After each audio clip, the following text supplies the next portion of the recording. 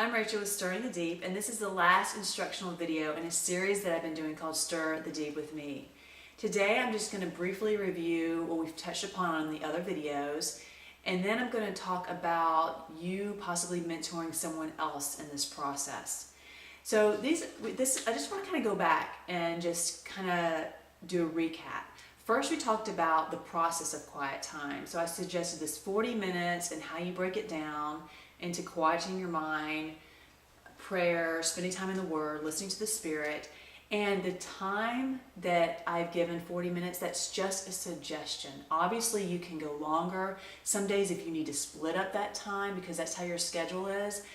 But it's not meant to be rigid. But it's just to say, you have different elements that help foster a good relationship, and that's kind of what I'm laying out there. So it's just a suggestion, it's just a guide. The next thing that we talked about was how we approach this time. We come as a bride and the different characteristics that entails. Then we talked about trusting the Spirit, the Holy Spirit, to be the teacher in our lives, and that to be foundational in our lives.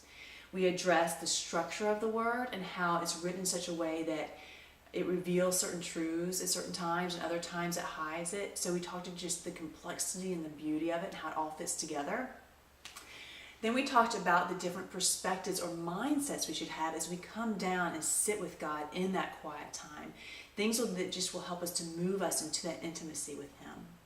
And then lastly, we talked about expectations. What can we expect from this quiet time, and what should we not expect?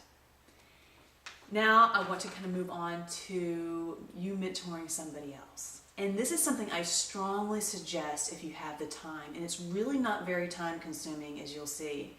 And the reasons are, one is that it'll give you another 7 weeks of accountability, because you're now going to be mentoring someone and you're going to be doing it because you're leading them to do it. The second reason is because you're going to go through the lessons a second time. And so you're just going to be refreshed on things that I talked about and the different concepts and that kind of thing. And lastly, because this is what I feel like is a part of what we do as believers, as the body of Christ, we help each other, we disciple them in that relationship that they have with God. So it's just taking a part in that, and it is such a blessing to me, and I know that will be a blessing to you to help someone in that journey. So let me give you tips about what to do in terms of this mentoring. There's a very simple structure. Someone that you're going to mentor, you're going to just set up a time where you can talk 3 times a week for the first 4 weeks. Then the 5th through the 7th week, it's just to be 2 times a week. And the first one of those meetings is going to be about 30 minutes. And I found that's a sufficient amount of time. And you're each going to watch the videos, and then you're going to talk about that. And that will be that 30 minutes. Plus you'll talk like, how is that quiet time going?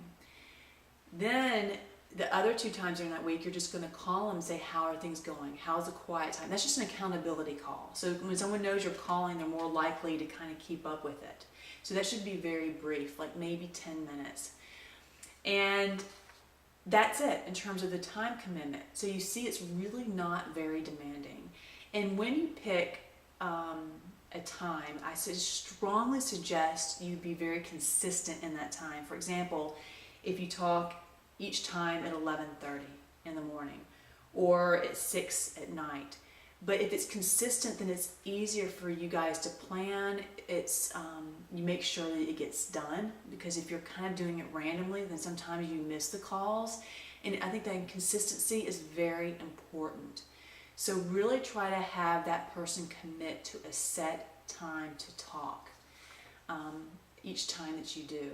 The next point about this is that you got to be kind of careful in handling your conversations. It's so easy, well it is for me, to go off on tangents and start talking about all these things, and before you know it, we've been talking for an hour or more.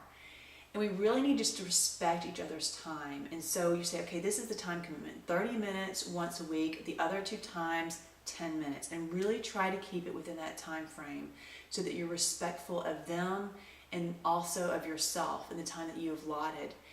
And the other point about that is sometimes these conversations can get into stuff that they're going through, because that's just this time it brings that stuff up, right? Because it's very personal. It's this personal journey, and so many people are going through so many different things these days.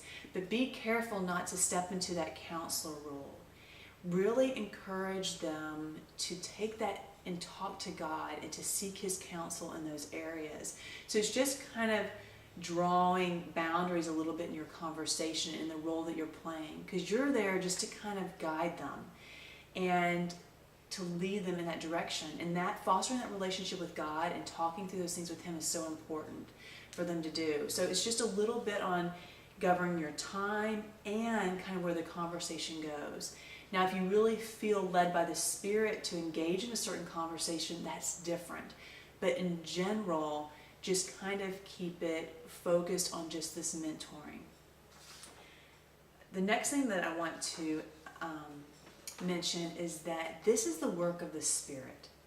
And I want you to really pray about who you're going to mentor, and they have to make the commitment. So if you find that they're really not sticking with it, don't get frustrated that you're not doing something right, because this is really the Spirit's work in their life. All you can do is say, here, I'm just here to help you and to do what I can. But they've got to be the one to make the commitment, and they've got to spend that time. So just make sure you keep those boundaries right, and don't try to carry too much of the load, because this is the work of the Spirit in their life. You're just there to hold them accountable for this time period. So those are just a couple of tips that as you go out to mentor someone. And of course, if you have questions, then please feel free to send me an email or to make a comment on my blog and ask me about it, and I'll be happy to help where I can. Otherwise, enjoy this tremendous journey and this relationship that you started with God. And if you continue in this, you're going to be so blessed by it. And I am so excited for what you have started and committed to do. Until next time, and always keep stirring the deep, because it's the one thing that changes everything.